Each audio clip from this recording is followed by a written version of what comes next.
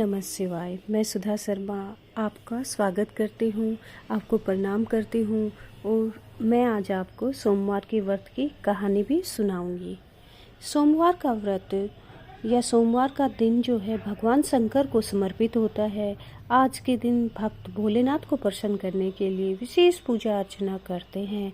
कुछ लोग आज के दिन व्रत भी रखते हैं ताकि शिव की विशेष कृपा उन पर बनी रहे। बाबा भोलेनाथ के आशीर्वाद के लिए आप भी सोमवार का व्रत अगर कर रहे हैं तो इस मेरी बताई गई कहानी को सुन करके आप इस उपवास को पूरा करें। सोमवार व्रत की विधि। नारद पुराण के अनुसार सोमवार व्रत में व्यक्ति को प्रातःकाल स्नान करके शिव जी को जल और बेलपत्र चढ़ाना चाहिए तथा शिव गौरी की पूजा करनी चाहिए। शिव पूजन के बाद सोमवार व्रत कथा सुननी चाहिए। इसके बाद एक समय ही भोजन करना चाहिए। साधारण रूप से जो सोमवार का व्रत है वो शाम तक ही रखा जाता है। सोमवार व्रत 3 प्रकार का होता है। प्रति सोमवार व्रत, सौम्य प्रदोष व्रत और 16 सोमवार का व्रत। इन सभी व्रतों के लिए एक ही विधि होती है। तो आइए अब मैं आपको सोमवार के व्रत की कहानी या कथा सुनाती हूँ। आरंभ करते हैं। एक समय की बात है, किसी नगर में एक साहूकार रहता था। उसके घर में धन की कोई कमी नहीं थी, लेकिन उसकी कोई संतान नहीं थी। इस कारण वह बहुत दुखी था। पुत्र प्राप्ति के लिए वह प्रत्येक सोमवार व्रत रखता था और पूरी श्रद्धा के साथ शिव मंदिर जाकर के भगवान शिव और पार्वती जी की पूजा करता था। उसकी भक्ति देख करके एक दिन माँ पार्वती प्रसन्न हो गई और भगवान शिव से उस साहूकार की मनोकामना पूर्ण करने का आग्रह करने लगी। और पार्वती जी की इच्छा सुन करके भगवान शिव ने कहा कि हे पार्वती, इस संसार में हर प्राणी को उसके कर्मों का फल मिलता है।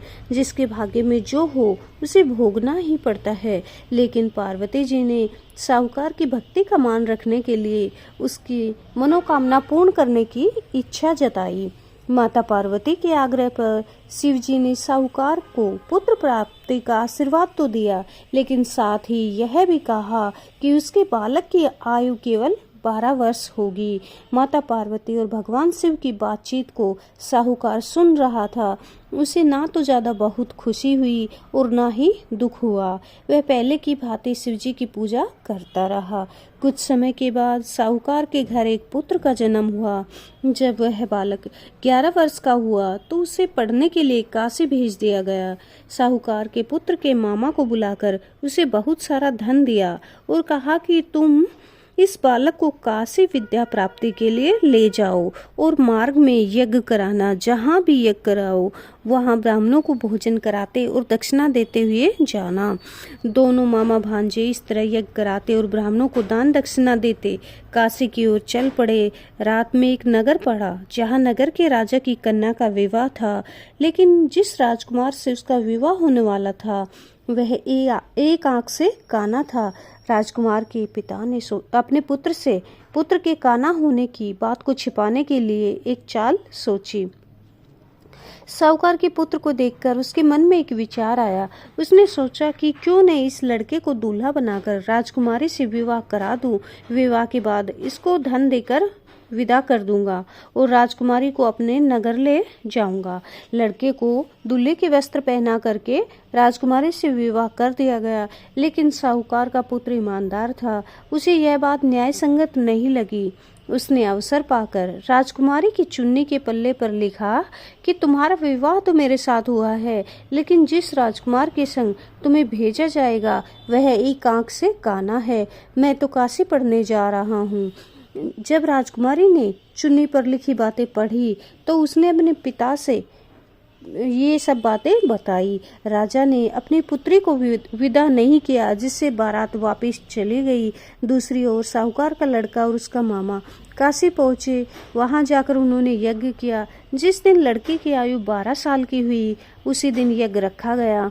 लड़के ने अपने मामा से कहा कि मेरी तबीयत कुछ ठीक नहीं है। मामा ने कहा कि तुम अंदर जाकर सो जाओ।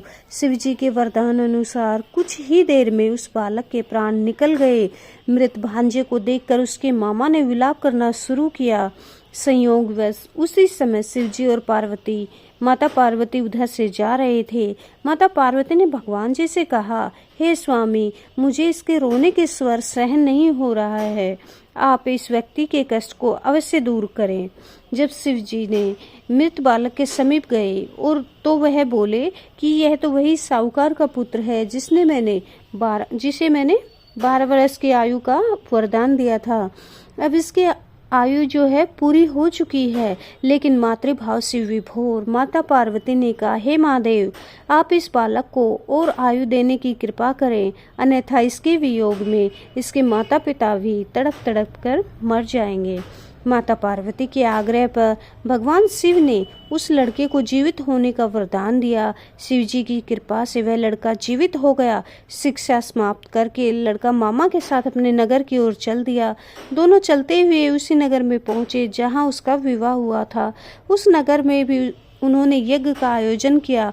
उस लड़के के ससुर ने उसे पहचान लिया और महल में ले जाकर उसकी खातिरदारी की और अपनी पुत्री को विदा किया। इधर साहूकार और उसकी पत्नी भूखे प्यासे रह करके बेटे की प्रतीक्षा कर रहे थे। उन्होंने प्रण कर रखा था कि यदि उन्हें अपने बेटे की मृत्यु का समाचार मिला तो वह भी वहीं पर प्राण त्याग देंगे।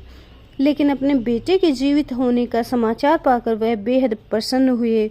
उसी रात भगवान शिव ने व्यापारी के स्वप्न में आकर कहा, हे श्रेष्ठी, मैंने तेरे सोमवार की व्रत करने तथा व्रत कथा सुनने से प्रसन्न होकर तेरे पुत्र को लंबी आयु प्रदान की है।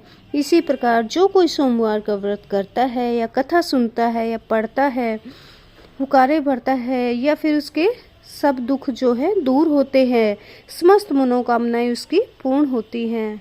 इस प्रकार से सोमवार के व्रत की कथा का समापन होता है। ओम नमः शिवाय।